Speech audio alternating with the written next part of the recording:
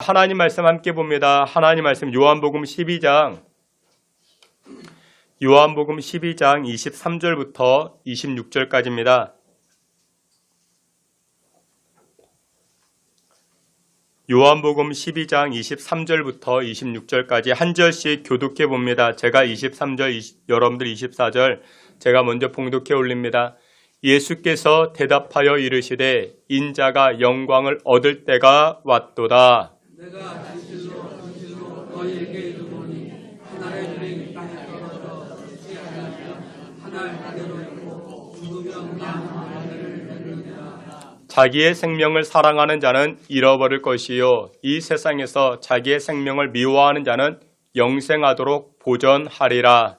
사람이 나를 섬기려면 나를 따르라. 나 있는 곳에 나를 섬기는 자도 거기 있으리니 사람이 나를 섬기면 내 아버지께서 그를 귀히 여기시리라. 아멘. 이 시간에 임마누엘 찬양계 통해서 하나님께 영광 돌리겠습니다.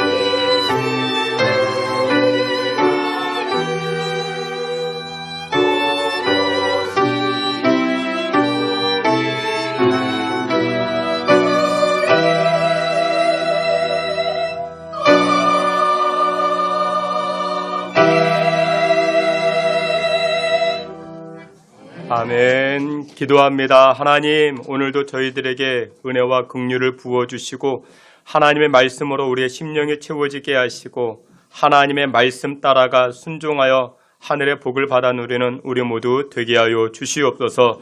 예수 그리스도의 이름으로 기도하옵나이다. 아멘. 우리 양옆에 계시는 분과 한번 인사합니다. 잘 오셨습니다. 반갑습니다. 인사합니다. 예, 우리 오늘은 요한복음 12장 말씀을 가지고 미랄의 원리라는 제목으로 주님 주시는 은혜를 나누고자 합니다. 여러분들은 어떤 사람 좋아하십니까? 여러 사람이 있을 수 있겠죠. 성실한 사람이 있고 꼼꼼한 사람이 있고 재밌는 사람이 있고 잘생긴 사람이 있고 어떤 사람 좋으십니까? 잘생긴 사람 좋죠. 저는 열정적인 사람이 좋습니다. 열정적인 사람의 특징은 무엇이냐? 항상 끌어당깁니다. 매사에 모든 것을 끌어당기는 사람이 누구냐? 열정적인 사람은 항상 끌어당깁니다. 야구의 야자도 모르는 아가씨가 있었습니다. 그런데 야구를 좋아하는 남자친구를 만났습니다. 이 남자친구는 야구에 해박한 지식을 가지고 있었고 야구에 대한 굉장한 열정을 가지고 있었습니다. 그러다 보니까 자연스럽게 이 여자친구도 야구를 좋아하게 됩니다. 그리고 결혼했습니다. 신혼여행을 어디로 갔는가? 미국 메이저리그 그 야구장으로 신혼여행을 갑니다. 누구 이야기냐? MBC 메이저리그 해설위원 송재우 위원에 관한 그와 같은 실화입니다. 열정이 있으면 끌어당깁니다. 열정이 있어야 됩니다. 어느 집에 아이가 있습니다. 공부하는 학생입니다. 근데 공부를 못합니다. 시험을 봤는데 성적이 안 나옵니다. 근데 이 아이는 무엇에 열정이 있는가? 게임에는 열정이 있습니다. 게임을 참 좋아합니다. 게임에 관한 뜨거운 열정이 있습니다. 근데 시험을 봐도 성적이 안 나오자 엄마는 이 아이에게 이렇게 말합니다. 야, 아무개야. 너 친구 좀 잘 사겨라. 공부 잘하는 친구 좀 사겨라. 그래서 이 아이가 엄마 말에 순종해서 그 반에서 공부 제일 잘하는 친구를 자기 친구 삼았습니다. 사탕도 사주고 또 이렇게 라면도 사주고 친구 삼았습니다. 기말고사 시험을 치렀습니다. 어떻게 됐을까요? 그 공부 잘하던 친구가 게임에 빠졌습니다. 공부 쪽으로 가야 되는데 근데 이 게임을 좋아하는 이 열정이 가득하다 보니까 그쪽으로 끌어당겼던 것입니다. 그런데 열정은 사람을 끌어당깁니다. 근데 열정이라고 다 같은 열정이 아닙니다. 옛날에 어떤 머슴이 있었습니다. 여름 한밤중에 남의 참외밭에 들어가서 참외 서리를 하고자 합니다. 이유는 이와 같습니다. 참외를 한 자루 이렇게 따다가 시장에 내다 팔면은 그것 가지고 무엇을 하겠다? 닭을 사야겠다. 닭을 사가지고 병아리를 낳겠지. 이 병아리를 가지고 또 잘 키워서 돼지를 사야지. 돼지를 사고 나서 소를 사야지. 소를 사고 나서 땅을 사야지. 땅을 사고 나서 예쁜 집을 짓고 그리고 예쁜 아가씨를 얻어서 장가를 가야지. 그것이 바로 이 머슴의 생각이었습니다. 근데 여러분들 이 생각은 어떻습니까? 그냥 열매 거두지 못하는 쭉정이 생각인 것입니다. 쭉정이 꿈인 것입니다. 여러분들 이런 쭉정이 생각, 이 쭉정이 열정은 아무리 많이 가지고 있다 할지라도 열매를 거두지 못합니다. 그러나 우리가 믿는 예수님은 쭉정이 예수님이 아닙니다. 우리 예수님은 알고 계십니다. 고린도후서 8장 9절에 이렇게 말씀합니다. 우리 주 예수 그리스도의 은혜를 너희가 알거니와 부유하게 하시니로써 너희를 위하여 가난하게 되심은 그의 가난함으로 말미암아 너희를 부욕해 하려 하심이라 말씀합니다. 근데 우리 예수님은 저와 여러분들을 어떻게 하신다? 부욕해 하신다 말씀합니다. 하나님은 저와 여러분들이 부유한 인생 되기를 원하고 계십니다. 그러기 위해서는 오늘 본문, 이 제목, 이 미랄의 원리를 잊어서는 아니 됩니다. 여러분들 부욕해 되는 인생을 살기 위해서는 무엇이 필요합니까? 먼저 씨앗이 필요합니다. 씨앗이 있어야 되는 것입니다. 하나님은 우리가 행복하게 살길 원하십니다. 풍성케 되길 원하십니다. 그렇게 되길 위해서는 우리에게 무엇이 필요한가? 씨앗이 필요하다라는 것입니다. 여러분들 인생 최초로 살인을 저질렀던 가인이 있습니다. 가인이 자신의 동생을 분노와 시기심으로 인해서 그의 동생 아벨을 죽였습니다.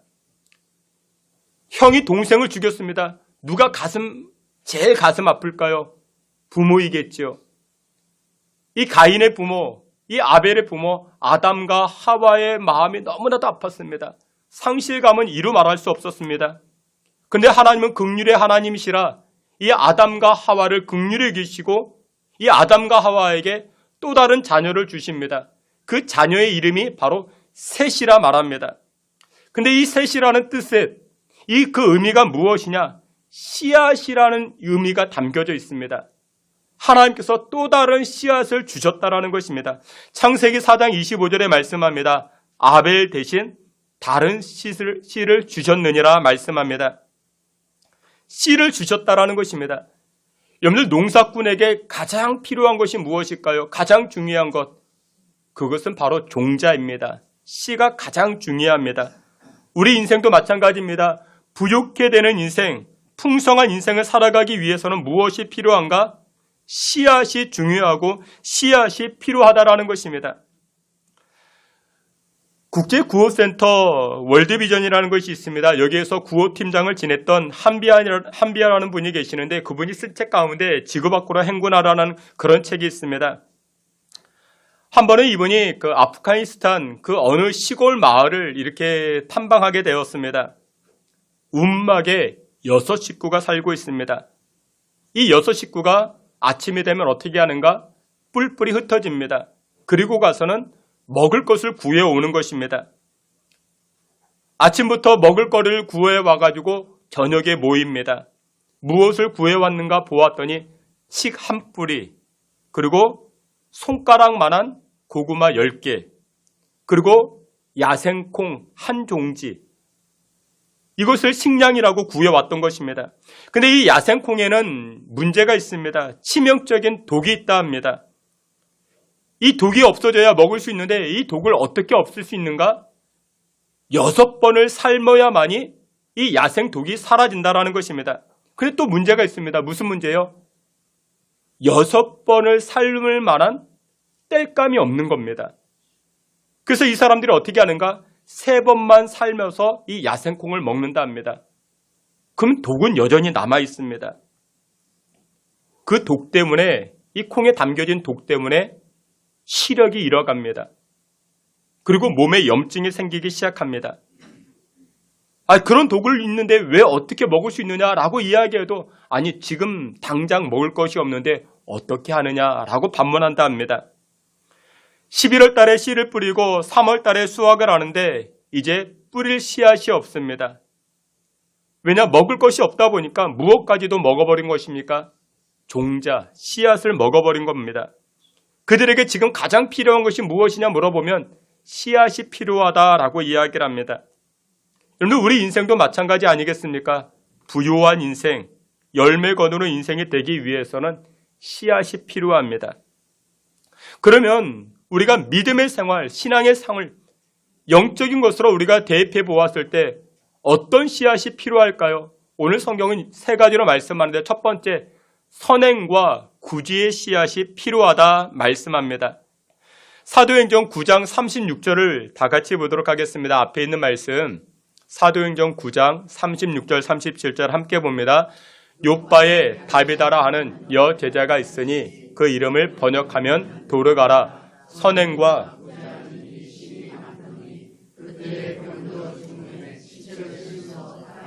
느인이라. 아멘. 여기 보니까 다비다라는 한 여성이 등장을 합니다. 근데 이 다비다가 어디 살았는가? 욥바에 살았다라고 이야기합니다. 이 욥바가 어디냐? 요즘 뉴스에 자주 등장하는 가자지구 있죠. 그 가자지구 바로 윗지방입니다. 그러니까 그쪽에 살고 있었습니다. 그런데 이 다비다라는 여인이 어떤 병인지 모르겠지만 그 병으로 인해서 생명을 달리하였습니다. 죽었습니다. 그런데 하나님께서 이 죽은 다비다를, 이 여인을 베드로를 통해서 다시금 살려주십니다.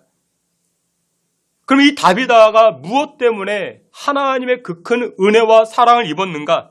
36절을 다시금 보면 이렇게 이야기를 합니다. 우리 말씀 한 번 더 보시겠습니다. 욥바에 다비다라 하는 여제자가 있으니 그 이름을 번역하면 구제하는 일이 심히 많더니. 아멘. 여기 보니 이 다비다라는 여성의 특징이 무엇이냐? 이 여성은 살아생전에 무엇을 많이 했다? 선행과 구제를 많이 했다라는 것입니다. 선행과 구제, 이것이 누구를 살렸다? 나를 살렸다라는 것입니다. 선행과 구제, 이것이 남을 살리는 게 아니고 나를 살렸다라는 것입니다. 다비다라는 여성이 살아있을 때 남을 도와줍니다. 구제합니다. 좋은 일을 많이 행했습니다. 좋은 일을 행하면서 나도 살아나겠지? 여러분 이 생각을 가지고 도와주었을까요? 아닙니다. 그렇지 않았습니다. 어려운 사람, 힘겨운 사람, 위험에 처한 사람, 그런 사람들을 도와주었던 것입니다. 그냥 도와주었습니다. 긍휼의 마음을 가지고 도와주었습니다. 그리고 나서 도와주었던 거 다 잊어버렸지만 누구는 기억하십니까? 하나님은 기억하고 계셨습니다. 이 다비다가 그 인생의 어떤 중차대한 문제로 인해서 죽임당했을 때 하나님은 그것을 기억하셔서 이 선함과 구제를 보시고 이 여인을 살려주셨다라는 것입니다. 근데 미국 필라델피아에 가보면 커다란 배 한 척이 있다 합니다. SS 유나이티드 스테이츠라는 배가 있는데 굉장히 큰 배입니다. 1950년대에 만들어졌습니다. 왜 만들어졌는가? 군 수송 물자로 나르기 위해서 이와 같이 커다란 배가 만들어졌습니다. 이 배의 특징이 두 가지가 있는데 첫째, 굉장히 큽니다. 크기가 300m가 된다 합니다. 굉장히 큰 배이죠. 그리고 두 번째 특징이 있는데 그 특징이 무엇이냐면 크기도 하지만 굉장히 빠르다 합니다. 이때 당시 가장 빠른 여객선에 가장 빠른 배에게 붙여주는 명칭이 있는데 블루 리본이라는 것이 있다 합니다. 그러니까 가장 빠른 배. 그러니까 이 미국에 있는 이 SS 유나이티드 스테이츠라는 이 배가 굉장히 크기도 하고 굉장히 빠르기도 합니다. 근데 이 배가 딱 한 번 움직였다 합니다. 영국 한 번 갔다 왔다 합니다. 이유가 무엇이냐? 움직이는데 돈이 너무 많이 든대요. 크기는 큽니다. 빠르기는 빠릅니다. 근데 돈이 많이 드니까 비용이 많이 발생되니까 딱 한 번 움직이고 지금 필라델피아의 이 항구에 정박해 있습니다. 상징성은 있기 때문에 크고 빠르다라는 상징성은 있기 때문에 지금 항구에 정박해 있습니다. 근데 그냥 정박해 있는 게 아니라 점점 녹슬어 갑니다. 녹이 슬어 갑니다. 여러분들 여기에서 주시는 메시지가 무엇이냐면 이것입니다. 우리는 쓰임 받아야 됩니다. 여러분들 그냥 가만히 있으면 우리는 녹슬어지는 겁니다. 아무리 크고 아무리 빠르고 능력이 있다 할지라도 아무것도 안 하면 녹슬어지는 것입니다. 여러분들 그런 기도하셔야 됩니다. 병원에서 죽지 않고 하나님 기뻐하시는 일들을 감당하다가 세상 떠나게 해달라고 기도하셔야 됩니다. 여러분들 병원에서 죽나 아니면 전도하다가 돌에 맞다 죽나 여러분들 죽는 것은 똑같은 것이죠. 근데 여러분들 그 죽음이 똑같다고 생각하십니까? 아니죠. 전도하다가 죽으면 그것을 순교라고 말합니다. 근데 순교자만 누릴 수 있는 하늘의 큰 복은 어마어마한 것입니다. 하나님께서 예수님을 위하여 복음을 위하여 생명 다한 사람들 하나님 허락하시는 그 은혜가 얼마나 굉장하겠습니까? 여러분들 자녀들을 위해서 기도하시죠. 큰 사람 되게 해달라고 빠르게 승진하게 해달라고 마치 무엇처럼 이 필라델피아에 정박해 있는 SS 유나이티드 스테이츠 이 배와 같이 큰 사람 되게 해달라고 빠른 사람 되게 해달라고 여러분 그것으로 그 기도로 머무르시면 안 됩니다. 지금 이 배는 녹슬어 가고 있습니다. 쓰임받지 못하니까 녹슬어 가고 있습니다. 한 가지 더 기도하셔야 됩니다. 무엇이라고요? 쓰임받게 해달라고.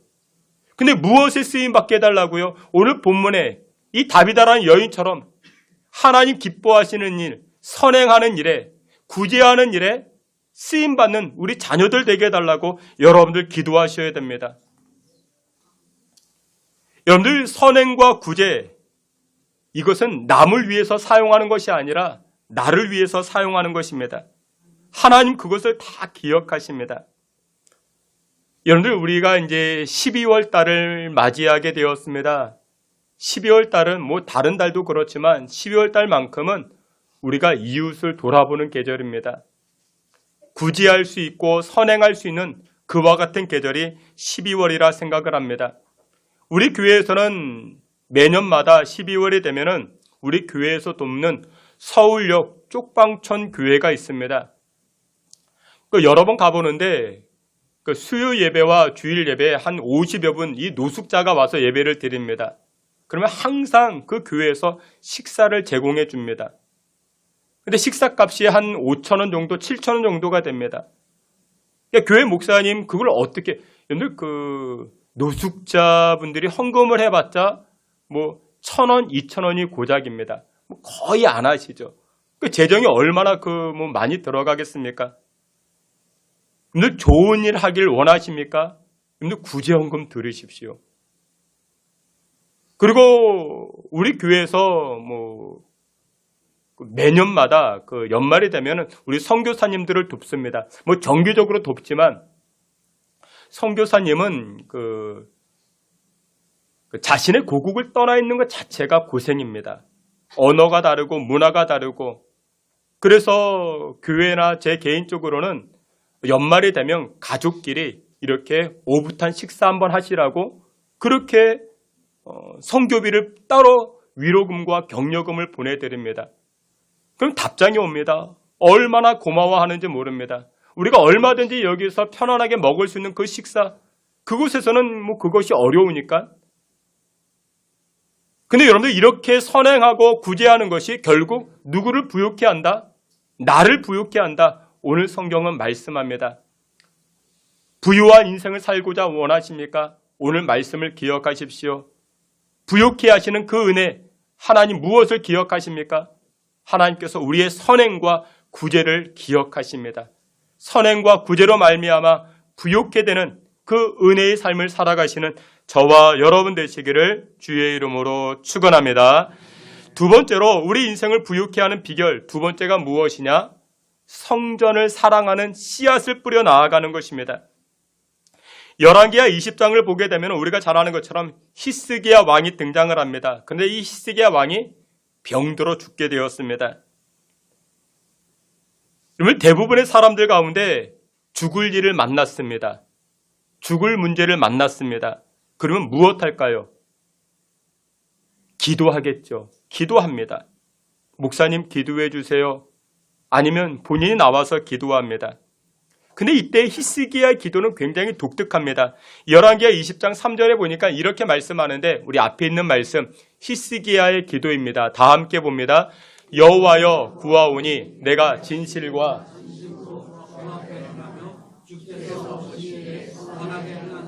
기억하옵소서 하고 히스기야가 심히 통곡하더라. 아멘. 히스기야가 하나님 앞에 부르짖어 기도합니다. 하나님, 나 죽을 병에 걸렸습니다. 하나님, 나 좀 살려주세요. 나 좀 살려주세요. 라고 기도할 때 무엇 한 가지로 덧붙여 기도합니까? 이렇게 기도합니다. 하나님, 제가요 예전에 하나님을 위해서 선하게 행했던 것 있잖아요. 그것 좀 기억해 주세요. 그것 좀 기억해 주셔서 나 좀 살려주세요. 나 좀 고쳐주세요. 이렇게 기도합니다. 여러분, 히스기야가 무슨 병에 걸렸을까요? 정확하지는 않습니다. 그런데 열왕기하 20장 7절을 보게 되면 무화과 반죽으로 그 상처에 올려놓았다라고 이야기합니다. 그러니까 어떻게 보면 종기, 종양쯤으로 보여줍니다. 그 종기와 종양이 생명을 위협합니다. 우리나라 과거 역사에도 왕들이 종기와 종양으로 굉장히 고생했었죠. 세종대왕도 그랬고, 그래서 조선시대 왕들이 무엇을 좋아했습니까? 온천을 좋아했습니다. 그러니까 피부질환에 좋았다라는 것이죠. 그 온천을, 온양온천 많이 찾아갔죠.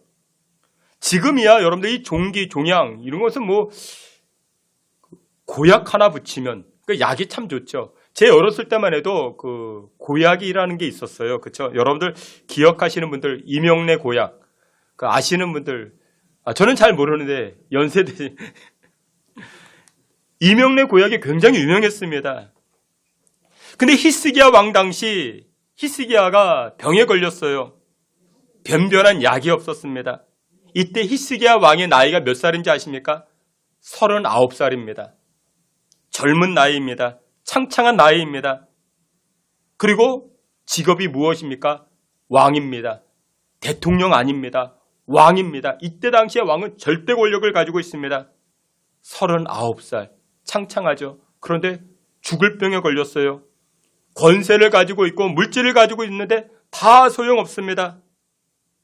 그러던 히스기야가 살아났어요. 무엇 때문에 살아났을까요?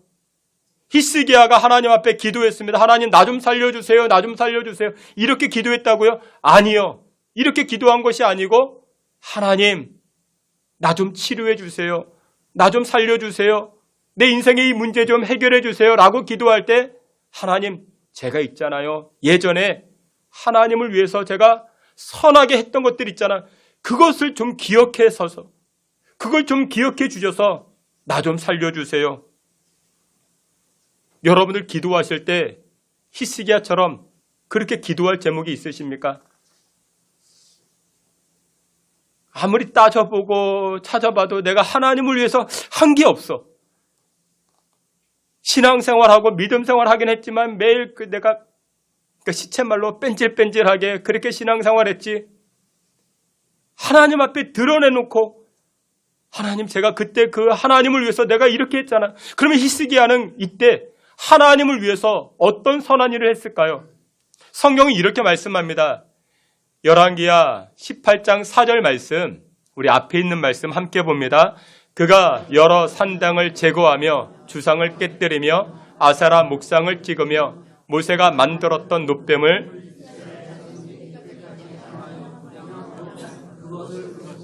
느수단이라 일컬었더라. 아멘. 히스기야가 왕이 되고 나서 무엇을 했는가? 성전 안에 있는 이방 신을 섬기는 그 산당과 제단을 다 제거해버렸던 것입니다. 다시 말해서 히스기야는 오로지 하나님만 예배하겠습니다. 예배를 잘 드리기 위해서 예배를 도왔다라는 것입니다. 다시 말해서 오늘날 교회를 사랑했다라는 것입니다. 근데 오늘 우리가 쾌적한 모습으로 예배를 드리죠. 오늘 교회에 오니까 반짝반짝거리기도 하고 지난주에 없었던 트리도 있고 휴지도 안 떨어져 있고 저절로 된 게 아닙니다. 누군가가 히스기야처럼 교회를 사랑했습니다. 본당부터 저 윗 4층까지 주방에 누군가 헌신하고 수고했던 것입니다. 누군가 설거지를 했고 누군가가 쓰레기를 주웠고 누군가가 예배를 도왔던 것입니다. 우리는 그저 와서 주일에 와서 은혜 받고 그저 맛있는 밥 먹고 집으로 돌아가고,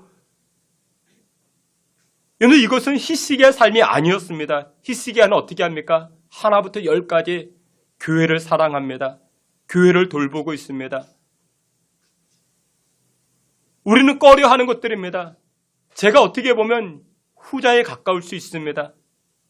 그런데 절체절명의 순간에 하나님 앞에 그렇게 기도하는 것입니다. 하나님, 저도 솔직히 하기 싫었지만 청소하는 것, 하나님 그거라도 하나님 기쁘게 여겨주시고, 또 어떤 분은 재정으로 교회를 돌보시는 분이 계시고, 또 어떤 분은 기도로 교회를 돌보시는 분이 계십니다. 하나님 그거라도 좀 생각해 주셔서 이 절체절명의 순간에 하나님, 나 좀 건져주세요. 나 좀 치료해 주세요. 나 좀 살려주세요. 이것이 바로 히스기야의 씨앗이었다라는 것입니다. 사랑하시는 귀한 성도 여러분들, 여러분들의 삶을 통해서 부욕게 되는 그 은혜의 씨앗들을 뿌려 나아가시기를 주님의 이름으로 축원합니다. 마지막 세 번째로 부욕해 하는 인생이 무엇이냐?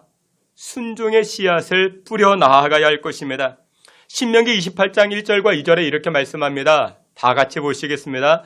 내가 내 하나님 여호와의 말씀을 삼가 듣고 내가 오늘 내게 명령하는 그의 모든 명령을 지켜 행하면 내 하나님 여호와께서 너를 세계 모든 민족 위에 뛰어나게 하실 것이라. 내가 내 하나님 여호와의 말씀을 청종하면 이 모든 복이 내게 임하며 내게 이르리라. 아멘. 성경에서 강조하는 것 가운데 한 가지가 바로 순종입니다. 우리를 부욕해 하는 것, 우리로 하여금 복의 자료로 이끌어가는 것이 무엇이냐? 바로 순종이라는 것입니다. 근데 이 순종은 무엇과 같다? 씨앗과 같다라고 말합니다. 여러분들 씨앗은 어떻습니까? 오늘 심었다고 내일 당장 거둡니까? 아니요. 시간이 지나야 됩니다. 최소한 3개월, 6개월, 한 달은 1년은 지나야 열매를 거둘 수가 있습니다. 그래서 여러분들 오늘 당장 순종했다고 오늘 어떤 열매가 거둬지진 않습니다. 그러나 순종의 씨앗을 심고 나아가면 여호와 하나님께서 여러분들의 인생 가운데 부욕케 하는 은혜를 허락해 주시는 줄 믿으시길 축원합니다. 신명기 28장에서도 그런 말씀을 합니다. 순종해야 복이 임한다라는 것입니다. 여러분들 남편이 불순종하려고 합니까? 그러면 아내가 어떻게 해야 됩니까? 뜯어 말려야 됩니다. 이를 악물고서라도 뜯어 말려야 됩니다. 아내가 또 불순종하려고 합니까? 남편이 말려야 됩니다. 우리 아내 최고, 우리 남편 최고, 무슨 일을 하든지 다 박수만 쳐주면 그러면 같이 망하는 것입니다. 사도행전 5장에 누가 그랬습니까? 아나니아와 삽비라 이 부부가 그랬죠. 결국 같이 망했죠.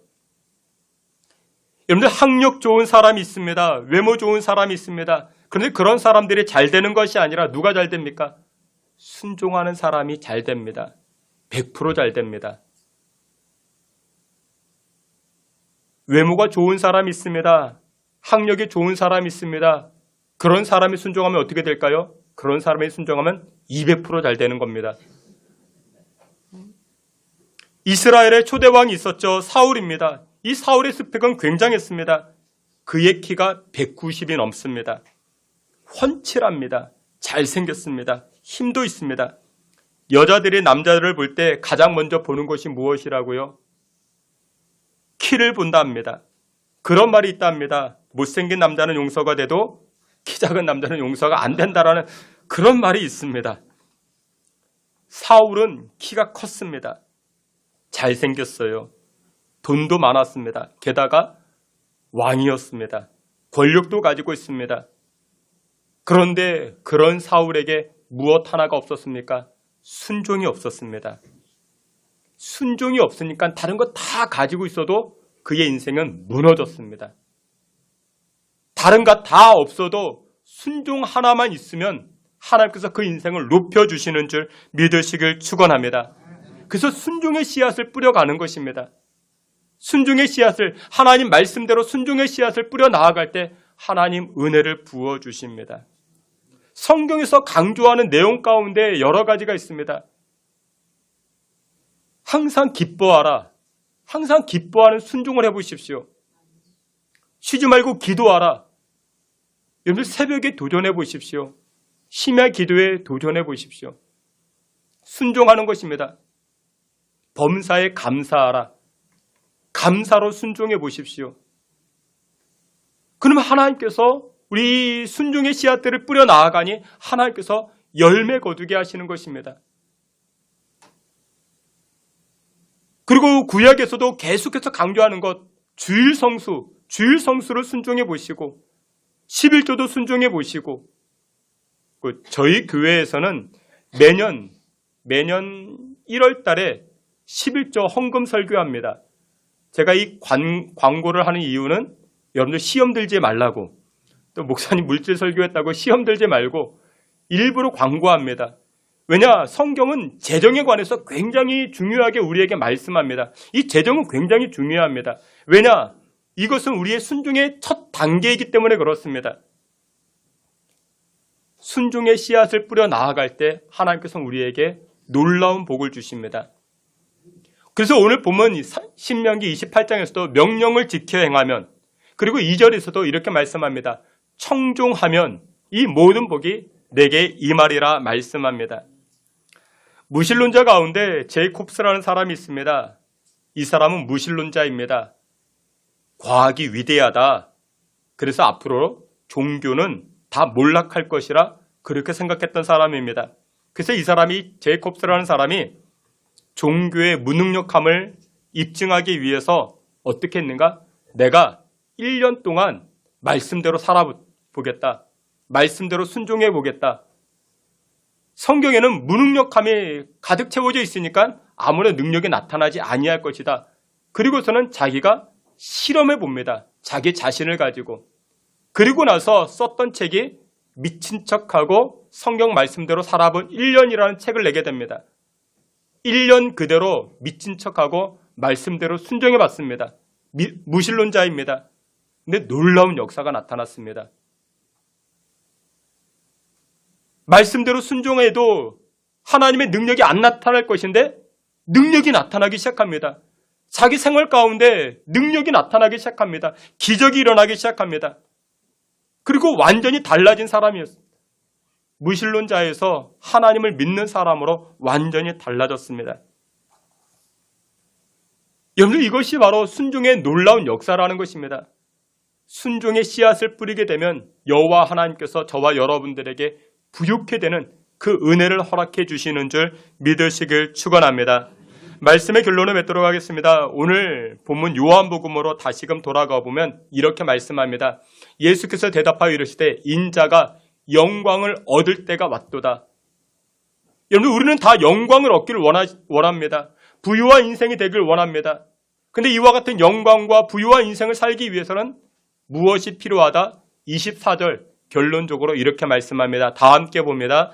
내가 진실로 진실로 너희에게 이르노니 한 알의 밀이 땅에 떨어져 죽지 아니하면 아멘. 씨앗을 뿌려야 됩니다. 오늘 성경에서 말씀하는 선행과 구제의 씨앗을 뿌려보십시오. 순종의 씨앗을 뿌려보십시오.